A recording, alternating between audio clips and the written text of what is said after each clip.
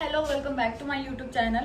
तर आता जास्त बडबड न करता मी तुम्हाला पटपट सांगते की आता मला आमचा तिसरा दिवस आहे गोव्यामध्ये आणि 3 दिवसापासून आम्ही चेंज केलेत रूम्स.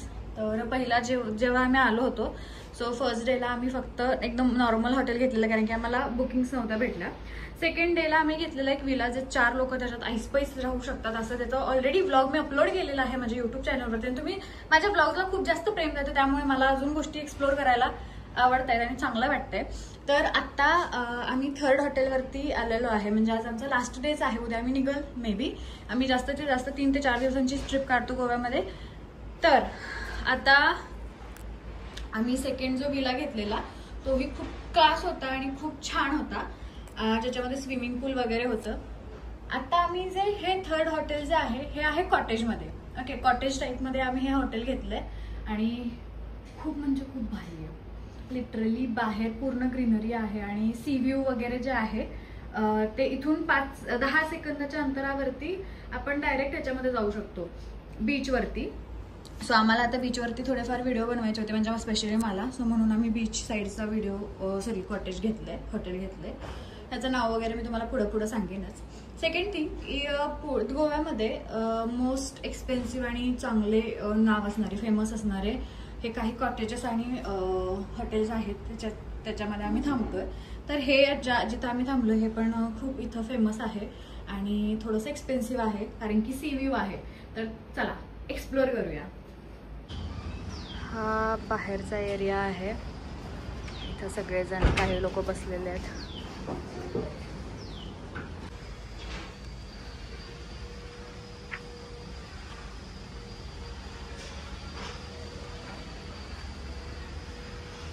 आहे बीच आणि इथून तुम्हाला छान सनसेट होताना दिसतोय, बघू शकताय. आता मी तुम्हाला दाखवते माझ्या रूमकडे जायचा रोड. ॲक्च्युली इथून 5 ते 10 सेकंद लागतात फक्त रूमवरती जायला.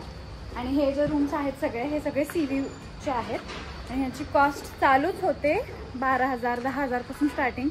आणि ह्याच्यामध्ये सीझनमध्ये तर अजिबात काही भेटत नाही. सो आधी ह्याला प्री बुकिंग करायला लागतं. इथं प्रत्येक ठिकाणी ड्रिंक वगैरे सगळं कॉमन आहे. इथे त्यांचं बार आहे, हे बार सेक्शन आहे. तिथं त्यांनी सगळे दारूज वगैरे ठेवले. ते त्यांचं रिसेप्शन आहे. आणि आता आपण चालू आपल्या रूमकडे. ही इथली मांजर आहे जी एक पर्शियन बाई कोणतरी सोडून गेलेली आणि इथंच राहते आणि खूप म्हणजे खूप फ्रेंडली आहे. त्यांनी मला सांगितलं आणि आम्ही बराच वेळा तिला घेऊन पण बसलेलो. आम्ही आता आलो आमच्या रूमजवळ. ही आहे माझी रूम, एकदम झाडाझुडपातनं. ओके, ही आहे माझी रूम. आता मी स्वतः तुम्हाला हे एक्सप्लोर नाही करू शकत सो त्यामुळे अशीच दाखवते. सो ही आहे रूम. इथं पण बऱ्याच गोष्टी आता ॲक्च्युली मी शूटला गेले होते त्यामुळे सगळं तसंच पडलं आहे. ही आहे रूम पूर्ण. इथं टी व्ही वगैरे आहे. इथं आमच्या बॅग्स वगैरे ठेवलेले आहेत आम्ही. आणि आता मी काही अशी रेडी झाली आहे आणि आता मला जायचं आहे बीचवरती. सो पटकन आपण आवरूया.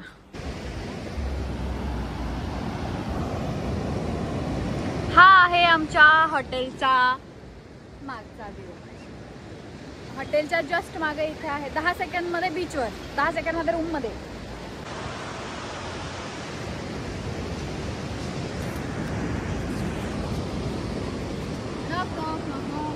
ऍक्च्युली बीचवर खूप चांगलं वाटतंय पण माझी चप्पल वाहून जाऊ शकते. आपण चप्पल घालूया. आता सगळ्यात भारी काय माहितीये का, कोणाचा तरी वाढदिवस आहे, बर्थडे आहे आणि ते लोक तिथं सेलिब्रेशन करतात. म्हणजे ते सांगतात बीच के साइड में बर्थडे सेलिब्रेशन होगा, मेरा भी अप्रैल में बर्थडे आ रहा है, साहेब तुम माझा बर्थडे करा. असा 2 फुगे घेऊन देणार. बघ काय करतो ते फुगे फोड नाही तर घेऊन फिर. इथे एक गोष्ट मला खूप चांगली काय वाटली की कॅट्स डॉग्स जे आहेत ना, स्ट्रीट डॉग्स, त्यांना खूप चांगलं हे करतात. म्हणजे त्यांना मारत बिरत नाही. खायला प्यायला व्यवस्थित सगळं व्यवस्थित छान करतात. खूप भारी वाटतं बा. किती हेल्दी आहे तिथले. इंडिया येते सगळे स्ट्रीट आहेत बट आगाव पण आहेत कारण की मधूनच चावतील बिवतील. बाबा मला ते असं आहे. या बीचवरती लोक खूप कमी येतात, म्हणजे बागा वगैरे साईडला खूप खूप गर्दी असते, म्हणजे लिटरली पाय ठेवायला पण जागा नसते, एवढी गर्दी असते. पण या बीचवरती खूप कमी लोक आहेत आणि जास्त जर फॉरेनरच दिसते. तिकडे सगळे फॉरेनर वगैरे आहेत. इकडे एक मागं मुलगी खेळते, सो त्यामुळं